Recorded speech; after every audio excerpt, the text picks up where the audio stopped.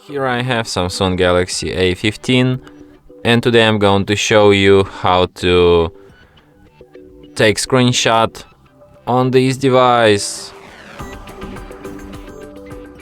So to do this, all you need to do is to just press combination power key plus volume down at the same time like this, and the screenshot will be taken.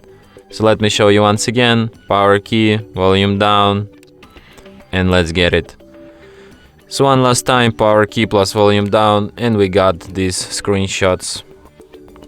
You can find screenshots in gallery, in the special album called screenshots.